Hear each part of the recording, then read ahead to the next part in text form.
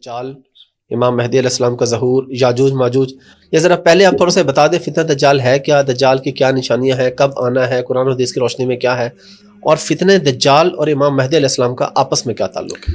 دیکھیں، جو قرب قیامت کی خبریں ہیں نا، وہ اللہ کے محبوب صلی اللہ علیہ وآلہ وسلم کو اللہ تعالیٰ نے دی اور بڑی تفصیل کے ساتھ بخاری مسلم میں آئی ہیں۔ مشکات میں آپ کو تیسری جلد کے اندر نا یہ ساری ٹاپک وائز مل جائیں گی، علامات قیامت اور دجال کا آنا، حضرت عیسیٰ ابن مریم کا آنا، یاجوج اور ماجوج والا معاملہ، یہ ساری تفصیلات آپ کو اس میں مل جاتی ہیں۔ سب سے پہلے سمجھ لیں کہ قیامت کی سب سے بڑی نشانی جو ہے وہ رسول اللہ کی بعثت ہے اس دنیا میں۔ ظاہر ہے کہ ہزاروں سال کی انسانی تاریخ کے اندر جب آخری پیغمبر آئے اور ان کے بعد اب قیامت ہی آنی ہے، تو رسول اللہ کی بعثت، نبی علیہ السلام کا دنیا میں آنا، یہ قیامت کی سب سے بڑی نشانی ہے۔ مسلم شریف کے الفاظ ہیں کہ نبی علیہ السلام نے فرمایا کہ میں اور قیامت اس طرح ساتھ بھیجے گئے جیسے یہ دو انگلیاں، ٹھیک ہے؟ تو قیامت کی سب سے بڑی نشانی آخری پیغمبر کا آنا ہے۔ اچھا، قیامت کی دوسری بڑی نشانی چاند کا دو ٹکڑے ہونا ہے، جو سورۃ القمر میں ذکر ہے، نبی علیہ السلام کے لیے اللہ نے وہ معجزہ ظاہر کیا۔ بے شک۔ پھر بخاری مسلم میں قیامت کی 10 بڑی بڑی نشانیاں آئی ہیں، اس میں دابت الارض کا نکلنا، یاجوج ماجوج کا نکلنا، دجال کا نکلنا، اور اس طریقے سے ایک دھوئیں کا اٹھنا، اور مغرب سے سورج کا نکلنا، حضرت عیسیٰ ابن مریم کا دنیا میں آنا، یہ بڑی بڑی نشانیاں، اور یہ ایک ترتیب کے ساتھ نشانیاں آئیں گی۔ لیکن مسلمانوں کا زیادہ تر انٹرسٹ جو ہے وہ دجال کے کیس میں ہوتا ہے کہ دجال جو ہے یہ سب سے بڑا فتنہ ہے۔ ظاہر بخاری مسلم میں آیا کہ کوئی پیغمبر ایسا نہیں گزرا جس نے اپنی امت کو دجال کے فتنے سے نہ ڈرایا ہو، اور نبی علیہ السلام نے فرمایا حضرت آدم سے لے کے قیامت تک سب سے بڑا اگر کوئی فتنہ ہے نا، وہ دجال کا فتنہ ہے، ٹھیک ہے نا؟ ظاہر وہ دجل ہے، وہ اینٹی کرائسٹ ہے، مسیح دجال ہم اسے کہتے ہیں، یعنی جھوٹا مسیح جو عیسیٰ مسیح کے مقابلے پہ آئیں گے۔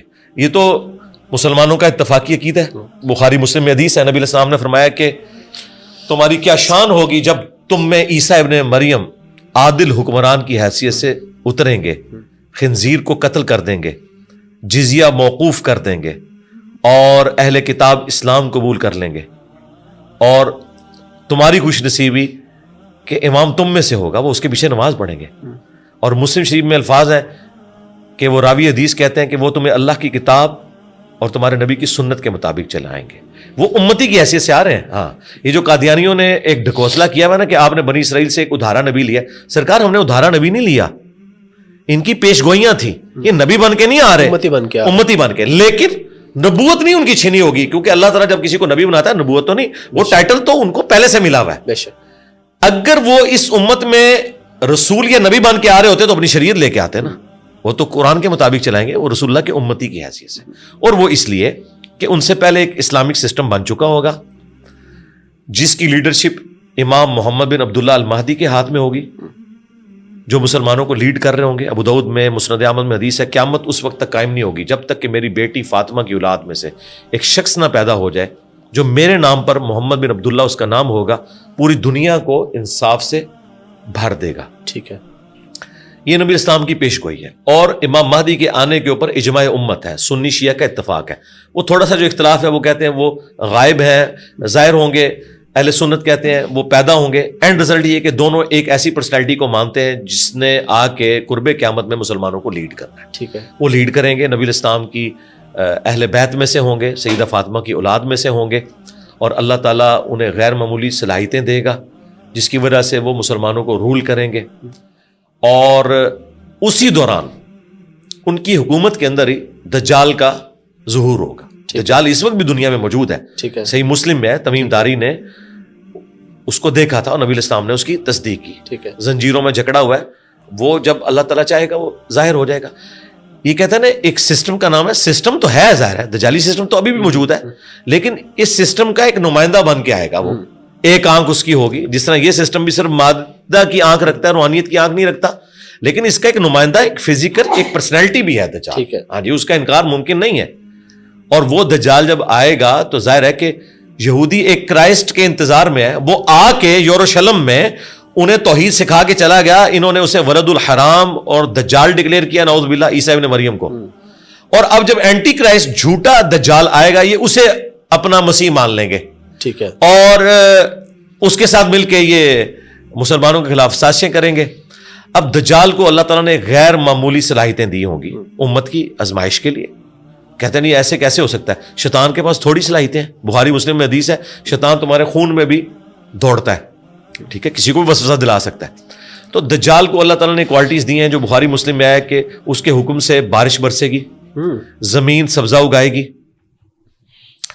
اور اس زمانے میں ایک کامل الایمان مومن اس کے سامنے کھڑا ہوگا اور وہ کہے گا تو دجال ہے. وہ کہے گا میں تجھے قتل کر کے دوبارہ زندہ کروں گا, اور وہ 2 ٹکڑے اس کے کرے گا اور 2 ٹکڑوں کے درمیان چلے گا اور پھر اسے زندہ کر لے گا اور کہے گا اب مجھے مان کہ میں تیرا خدا ہوں.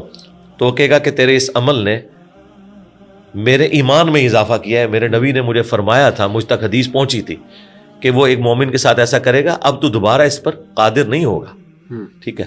اور وہ پھر اس مومن کو قتل کروا دے گا, اپنے وہ جہنم اور جنت ساتھ لے کے چلے گا. وہ جو جہنم ہے اصل میں اس کی جنت, وہ اللہ کے ہاں وہ جنت ہوگی, وہ اسے جہنم میں پھینکے گا, وہ اللہ کی جنتوں میں بندہ پہنچ جائے گا. لیکن نبی علیہ السلام نے فرمایا وہ سب سے بہترین شہید ہوگا اس زمانے کا.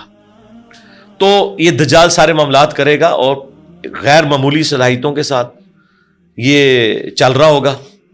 اور مقام لد جس پہ 60s میں بہت بڑا ایئرپورٹ بنایا اسرائیل نے, ایک گاؤں کو اتنا بڑا انٹرنیشنل ایئرپورٹ بنا دیا, دنیا کو سمجھ نہیں آ رہی تھی کہ اس گاؤں میں کیا, وہ اب دنیا کو سمجھ آ گئی ہے کہ یہ دجال کی تیاریاں ہیں, کیونکہ مسلم شریف میں موجود ہے مقام لد پہ عیسیٰ ابن مریم اسے قتل کریں گے.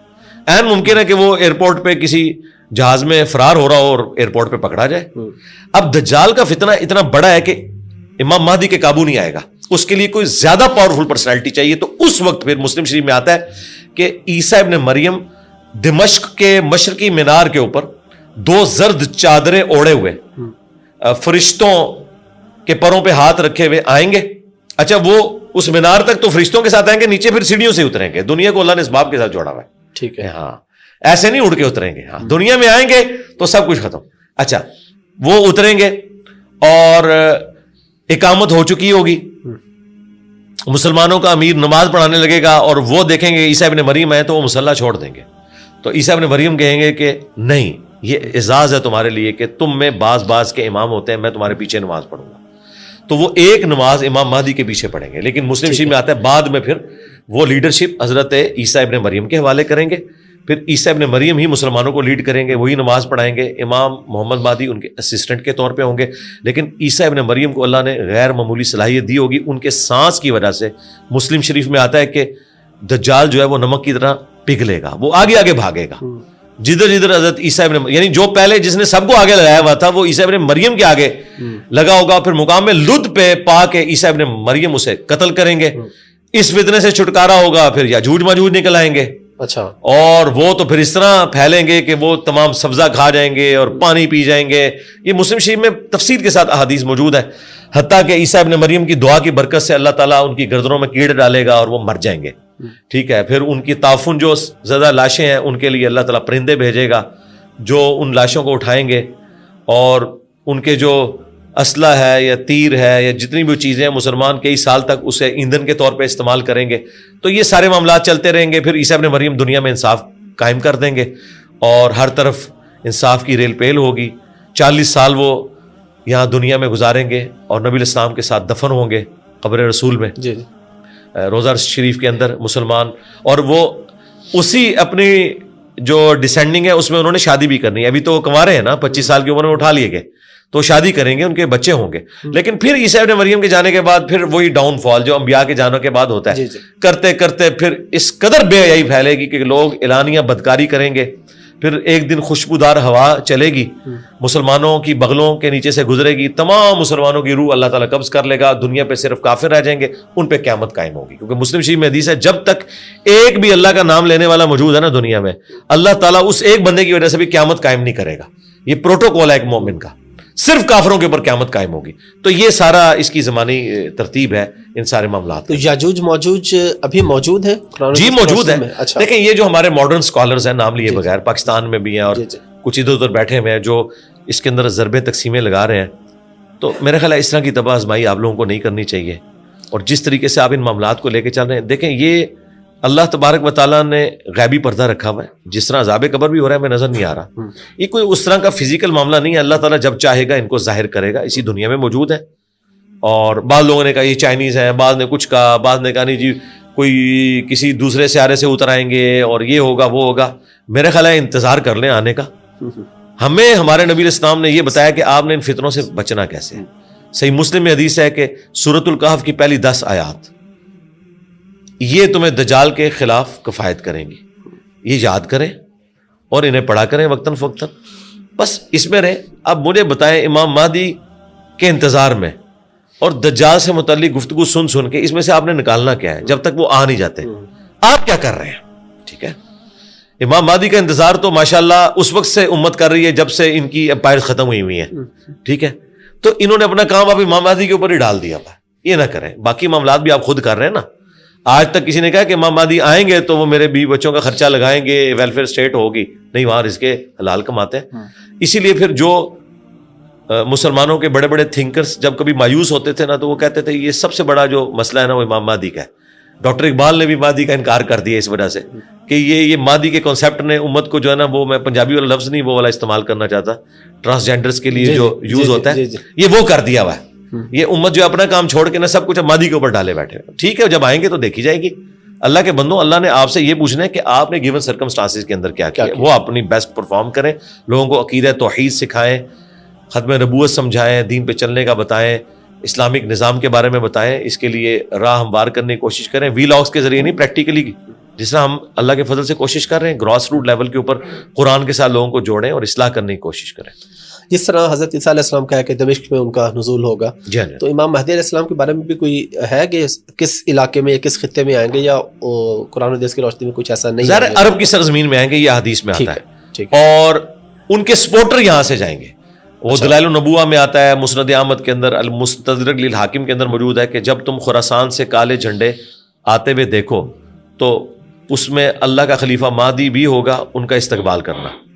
تو وہ ہوں گے تو مطلب عربی ان نسل سید ہوں گے, سپورٹر یہاں سے ان کے لیے جا رہے ہوں گے یقیناً.